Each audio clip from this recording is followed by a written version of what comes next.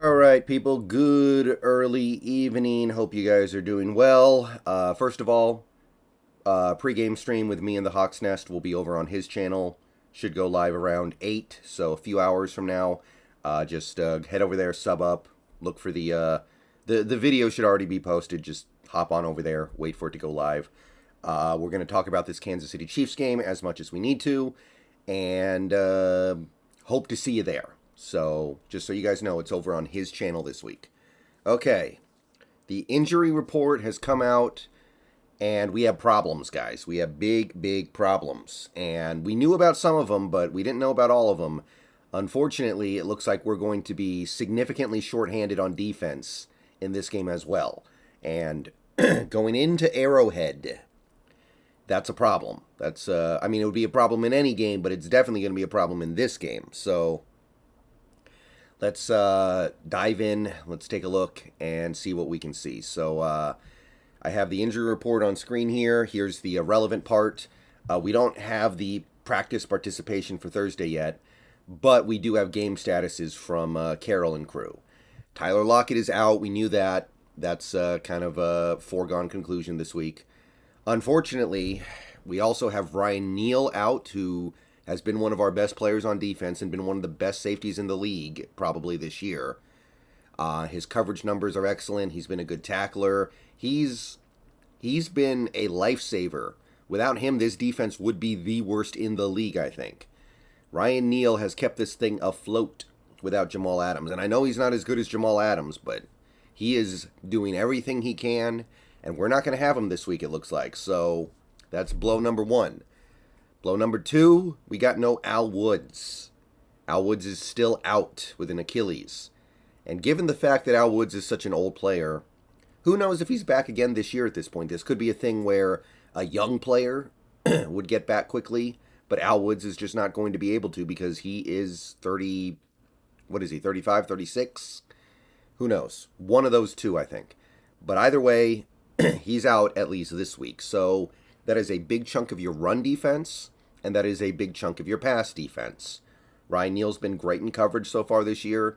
Al Woods, I'm not going to say he's been great against the run because nobody on this team is great against the run. But Al Woods, that was the best you had. Whatever little you think of Al Woods, other than I would say Shelby Harris, who is more of a disruptor, Al Woods is the best defensive lineman that we have. So that is kind of a big deal. And you better be ready for this Kansas City offense to put on a show at this point. That's what I can say. All right. As for the rest of this, Ken Walker is questionable, as is DJ Dallas. I will say this. It would be a little irresponsible of this team to cut Tony Jones right before a game if Ken Walker and DJ Dallas cannot play. So offhand, I expect both guys to play.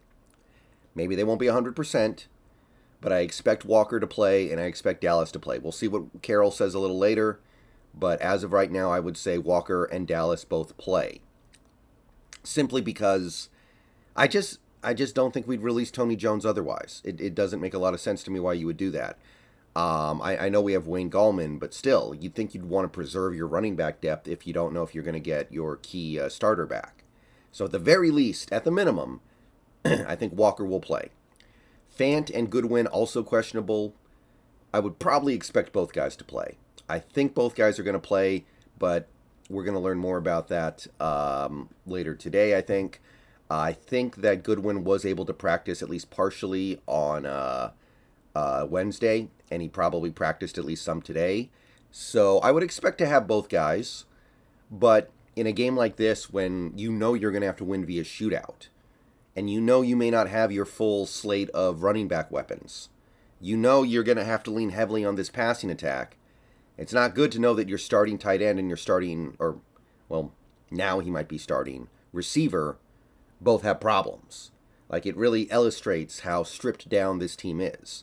And while I don't think this team would be great, even if they were healthy right now, I do think that they are somewhat kneecapped by this injury situation, where you don't have Lockett and you don't know about Fant or Goodwin yet.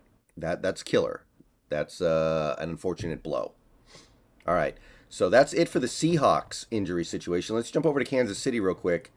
Theirs is clean, man. I pulled this up over from one of their Twitter reporters, and they had a lot of guys on the injury report this week, but by the end of the week, pretty much all of them were cleared with no real injury designation, which means not only are they going to play, but they are probably very close to 100%. Like Pacheco is, he showed up on the injury report, but he practiced all week. He's going to go. Snead practiced full all week, ready to go. Kadarius Toney, for whatever that's worth, full practice all week, ready to go. These are guys that are probably totally fine. As of right now, the only guy that they actually listed as out is a backup tight end who I've never heard of named Jody Fortson, which sounds like the name of a WNBA player. And I think we all know that their backup tight ends are not exactly life or death for that Kansas City offense. The guys that they have who may not play in this game include Mike Dana and Kalen Saunders, who have both played a few hundred snaps for that Kansas City defense this year. They are part-time players. They rotate in. They give you maybe 20 snaps a game on average, I would say. Not bad players, but certainly not important players to that team anyway. And at the end of the day, if they have Chris Jones, which they do, I mean, he was ill. He was on the injury report, but he's been a full participant in practice for last 2 days of practice. That's quite frankly all they need. So they have Chris Jones, so I think they're still going to get what they need, especially against our interior offensive line. So for whatever it's worth, Kalen Saunders questionable, Kalen Saunders doubtful, Mike Dana questionable. Both guys who play, but not necessarily guys they will massively miss. They can still put Derek Neonde in there, who was able to fully practice all week. They've got other guys as well. I don't think that's a big loss. They also have one other player questionable in this game, Dion Bush, but he's barely played this year. He's played less than 100 snaps for that KC defense this year, so not a huge loss. And you're looking at a fairly healthy Kansas City Chiefs team. You just are. And you put this all together, and I think it paints a pretty good picture for what we can expect on Saturday. I do plan on live streaming this game. I'm going to be live on YouTube, unless my plans change and I'm forced to stream probably at this point the Jets game, and we'll see. But I do plan on live streaming this game. Of course, I'm going to watch it. I hope we do good, but this is not the injury reports I wanted to be looking at going into this game. I'll leave it at that. All right, I'll see you guys later. Like I said, stream with the Hawks Nest tonight at about 8 o'clock, and you should be able to catch me on Twitch at other times tonight. So hope to see y'all at least one of those places, if not both. All right, go Hawks.